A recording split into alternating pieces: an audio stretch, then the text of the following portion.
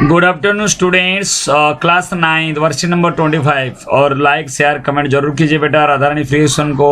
अब आप देखिए the fundamental life unit of life, जिसे माइटोकॉन्ड्रिया और वैक्यूल्स के बारे में हम पढ़ेंगे। ये माइटोकॉन्ड्रिया को क्या कहा जाता है बेटा? पहला ये देखो माइटोकॉन्ड्रिया जो लिखा हुआ है, this where do the cell get energy. Cell को एनर्जी कहाँ से प्राप्त होता है? To perform different life processes and how. ये जो लाइफ प्रोसेस में जो अलग अलग काम करना है उसे एनर्जी कहाँ से प्राप्त होता है? ये बेटा क्या होता है, इसका नाम है माइटोकॉन्ड्रिया।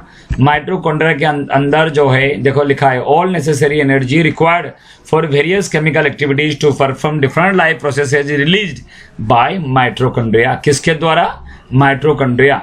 और वहाँ क्या होती है ना, for life in the form of ATP. ATP का फुल फॉर्म पूछा है, एडेनोसाइन ट्राइफॉस्फेट। वो पिछली सीट में भी था, इसमें भी है। तो ये यहाँ से यहाँ तक आपको लिखना पड़ेगा। ये पहला का आंसर है। तो आपको क्वेश्चन आ जाएगा, हाउ ये माइटोकॉन्ड्रिया को पावर हाउस ऑफ सेल क्यों कहा जाता है? बेटा जो पावर है, जो एनर्जी कहाँ से मिलता है ना, माइटोकॉन्ड्रिया के अंदर एटीपी बनता है और वही सब चीज देता है। तो ऑल नेसेसरी एनर्जी रिक्वायर्ड। तो बच्चे कहते हैं सर जी लिख के दो बेटा, यहाँ से पहला का आंसर यहाँ से है। ये देखो यहाँ से all necessary energy required for various chemical activities to perform different life processes is released by mitochondria for life in the form of ATP. Okay, mitochondria provides energy to cell by providing ATP. Therefore, it is known as powerhouse, the energy plant of the cell. तो यहाँ से लेकर यहाँ तक आपको पूरा answer दे रखा है, तो लिखने की क्या आवश्यकता है बेटा? ठीक है, दोबारा फिर टाइपिंग हमारा होगा प्रैक्टिस। आगे देखिए second question, name any one function of the cell for which energy is needed. बेटा कोई एक फंक्शन बताओ सेल के लिए जो एनर्जी जरूरत होती है। बेटा जो एटीपी होता है उसको एनर्जी चाहिए ना, क्योंकि वो सबके पास पहुंचाता है। क्योंकि ATP is the energy currency of the cell और ATP is produced in mitochondria by the process of respiration. तो ये जो लाइन आपको लिखा हुआ है कि एटीपी जो क्या है ना, ये एनर्जी जो करेंसी ऑफ सेल है, तो उसके लिए बेटा प्रोसेस करने के लिए आपको क्या चाहिए? एनर्जी आपको चाहिए होता है। ठीक है, the body uses energy stored in ATP for different activity. ये दे रखा है, एटीपी का जो फंक्शन दे रखा है वो काम तब करेगा ना जब उसके पास एनर्जी आएगा। वो एनर्जी कहाँ से आएगा? इसमें दे रखा है, क्वेश्चन पूछा है, name any one function of the cell for which energy is needed. Any function क्या है ना, अलग अलग पार्ट्स को हम पहुंचाने के लिए, ये जो एनर्जी पहुंचाने के लिए एटीपी बनता है। और एटीपी प्रोड्यूस कहाँ से होगा? माइटोकॉन्ड्रिया में। तो उसके लिए बेटा आपको चाहिए। The outer membrane of the mitochondria is very porous, while the inner membrane is deeply folded.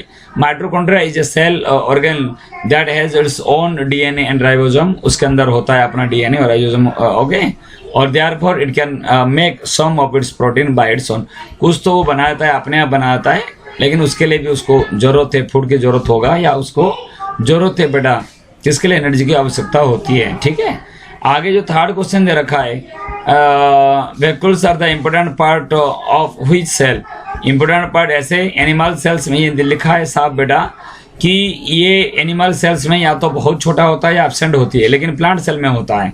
तो आप क्या लिखोगे आंसर में? क्या लिखोगे थर्ड वन में? प्लांट सेल में होता है। कि कौन सेल में होता है? प्लांट सेल में। ठीक है, तो क्वेश्चन आ जाएगा, vacuoles are important part of which cell? Plant cell.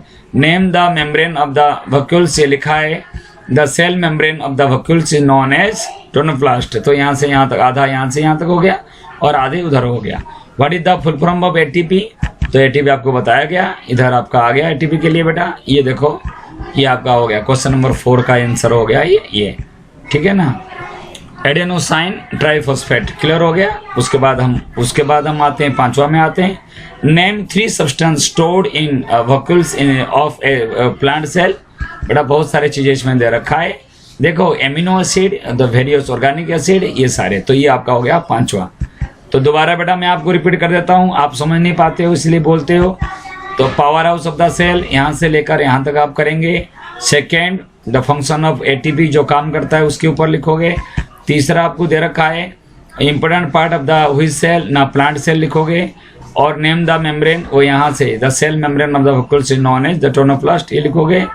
उसके बाद अब आ जाओ नेक्स्ट में, एटीपी का फुल फॉर्म बताया, 3 सब्सटेंस स्टोर्ड होगा, ये बताया, ये amino acid, the various organic acids, proteins, ये समझ रहा हूँ बेटा।